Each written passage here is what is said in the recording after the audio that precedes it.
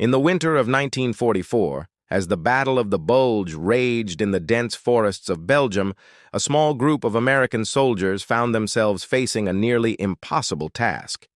These soldiers, part of the I&R Platoon, were stationed at Lanzerath Ridge, a key strategic position in the path of the advancing 1st SS Panzer Division. Their mission: to hold their ground against a vastly superior enemy force, despite being outnumbered and surrounded. What happened over the next 20 hours would not only alter the course of the battle, but would also become one of the most overlooked stories of heroism in World War II. The Americans stand against overwhelming odds. On December 16, 1944, the Germans launched their offensive, hoping to break through the Allied lines in the Ardennes forest and reach the vital port of Antwerp. The I&R Platoon, made up of only 18 reconnaissance soldiers, was positioned in Lanzerath, a small village near the front lines. Their mission was not to fight, but to gather intelligence. Yet, when the Germans pushed through the village, the platoon found themselves in the way of the 1st SS Panzer Division, a force known for its brutality and firepower. The Germans, under the command of SS Standartenführer Joachim Peiper, quickly occupied several homes in Lanzerath, using them as makeshift aid stations. The initial German advance seemed like an overwhelming force, but the 18 American soldiers refused to surrender. For nearly 20 hours, they fought fiercely, holding off the Germans as best they could. The battle was intense, and the men of the I&R Platoon faced an enemy that far outnumbered them. The Germans expected an easy victory, but the Americans' resistance was far from ordinary. One of the German officers, a medical officer who was treating the wounded Americans, even praised their bravery, acknowledging the courage they showed under such dire circumstances. Yet, despite their efforts, the platoon's situation grew increasingly hopeless. The German forces kept pressing, and as the hours ticked by, it seemed like the platoon was on the brink of being overrun. The Germans' frustration. By the afternoon of December 16th, Peiper's SS Panzer Division had pushed through the village, expecting a swift victory. However, when Peiper questioned the commander of the 9th Fallschirmjäger Regiment, he was told that the woods around Lanzerath had been heavily fortified with mines and prepared positions. Confused and frustrated, Peiper decided to investigate the area himself. When he arrived, he found that the woods were empty. There were no fortifications or defensive positions to speak of. This revelation angered him, as the unexpected resistance had severely disrupted his timetable. Peiper's division had been delayed for hours, and the longer they were held up, the more complicated their mission became. The German forces had planned to advance toward St. Vith, a key road junction, and then move toward the Meuse River and Antwerp. However, these plans were quickly falling apart due to the unexpected resistance at Lanzerath. As Peiper's frustration mounted, the soldiers of the I&R Platoon continued to fight, holding their position despite the overwhelming odds. Their resistance seemed to have no end, and the Germans' advance was slower than anticipated. What the Germans did not know was that this delay would prove to be pivotal in the overall battle. A vital delay. The 20-hour stand at Lanzerath Ridge had far-reaching consequences that went beyond the immediate battle. The platoon's resistance had bought critical time for Allied forces to reinforce St. Vith, a key road junction in the German offensive. Without the delay at Lanzerath, the German forces could have reached St. Vith much earlier, and the Allies would have had a much harder time holding their position. The stand of the I&R Platoon was not just a momentary disruption in the German timetable, it was a turning point in the entire battle. The Allies had already been engaged in fierce combat, and the Battle of the Bulge had turned into one of the largest and bloodiest battles of the war. The American forces were desperately trying to hold their ground as the Germans pushed deeper into Belgium. But thanks to the heroism of these 18 men, the Germans were delayed for hours, which allowed the Allies to bring in reinforcements and strengthen their defenses.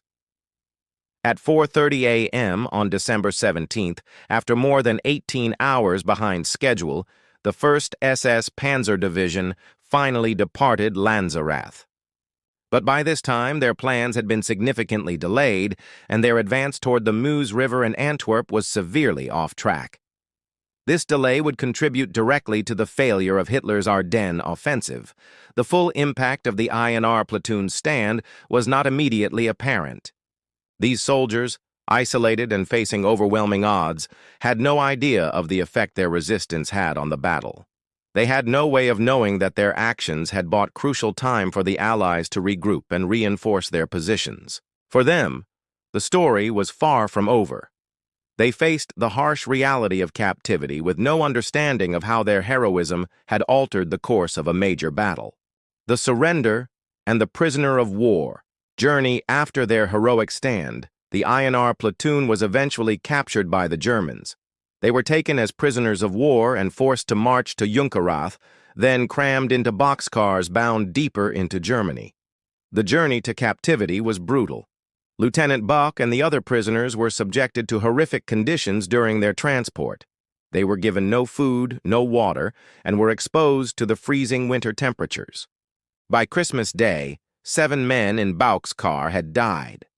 The surviving platoon members were taken to various POW camps in Germany, including Stalag XIII-D in Nuremberg and Stalag XIII-C in Hammelburg. The conditions in these camps were deplorable. Stalag XIII-C, meant to house only 300 prisoners, was crammed with over 1,500 men. The lack of food, the prevalence of disease, and the constant psychological strain wore down the prisoners. Many were already in poor health from their time on the battlefield, and the dire conditions in the camps only worsened their suffering. Lieutenant Buck and his men spent months enduring these conditions, unaware of the full impact their actions had made on the battlefield. Their courage had contributed to the failure of the German offensive, yet they were left in captivity, with no recognition or understanding of the importance of their sacrifice. The journey of the I&R Platoon from their capture at Lanzerath Ridge to their eventual recognition is a testament to their extraordinary courage, but also to the struggles that often go unrecognized in the aftermath of war. For the members of this platoon, their role in the Battle of the Bulge seemed forgotten for decades.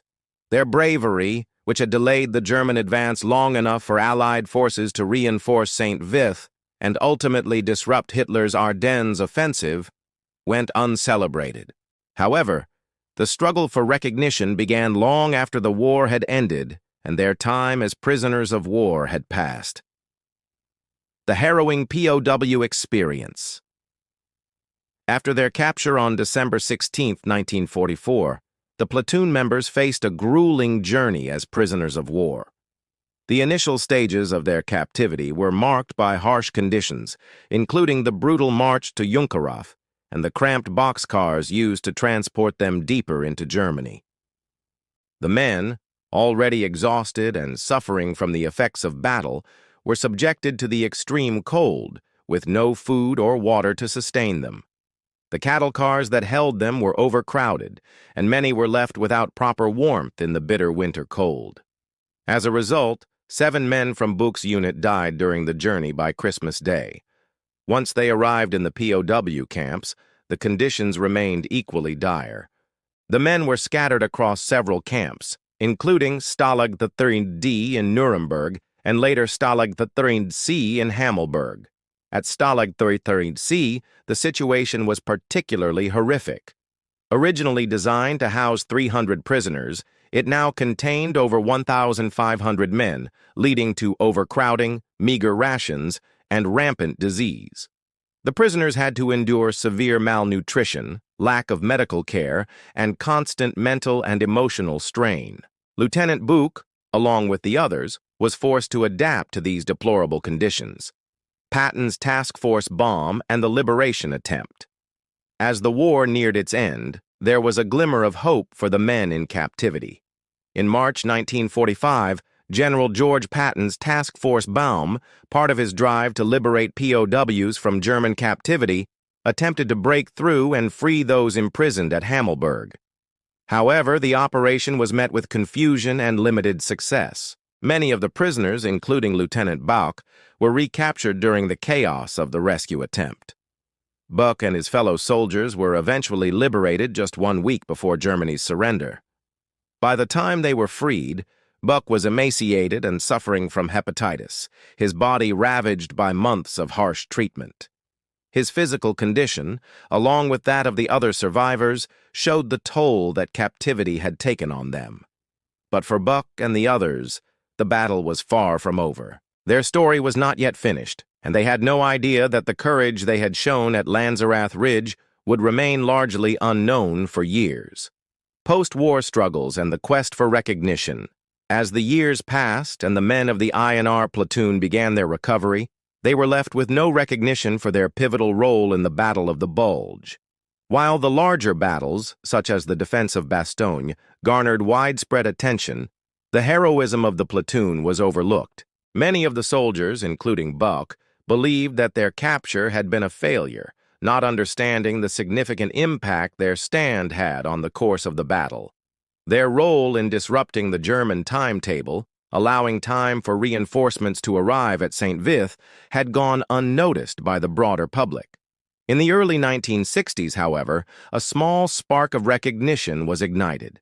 In 1965, the U.S. Army published its official history of World War II. The history mentioned Buck's platoon briefly, bringing their story to the attention of Private William James Tsakanikas, one of the platoon members who had survived the war. Tsakanikas contacted Buck, urging him to pursue the recognition they deserved. This message reignited Buck's determination to make sure his platoon received the acknowledgement it had earned. Buck reached out to his former division commander, Major General Walter E. Lauer, who nominated him for a Silver Star. In June 1966, Buck was awarded the Silver Star. But while his individual bravery was recognized, the rest of the platoon had still not received any awards. Buck, determined to change this, began a personal campaign to secure recognition for his men. The Campaign for Recognition. Buck's quest for recognition was a difficult and frustrating one. He encountered bureaucratic roadblocks and indifference, and for years it seemed as though his platoon would remain forgotten. But in 1981, Buck's perseverance would finally pay off. The turning point came when journalist Jack Anderson published a series of columns about the challenges the platoon had faced in securing recognition. His reporting caught the attention of George Steinbrenner, the owner of the New York Yankees.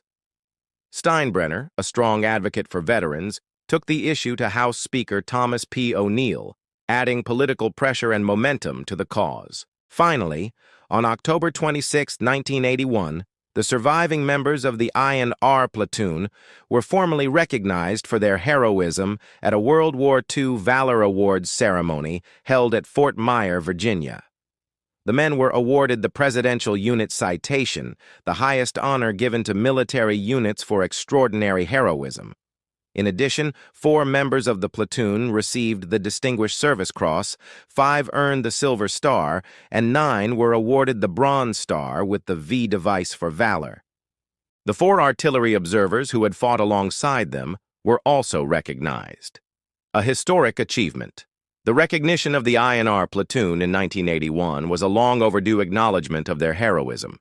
Their bravery, which had been overlooked for decades, finally received the recognition it deserved. The platoon was honored as the most decorated small unit for a single combat action in World War II. Their stand at Lanzerath Ridge not only disrupted the German timetable, but contributed directly to the failure of Hitler's Ardennes offensive.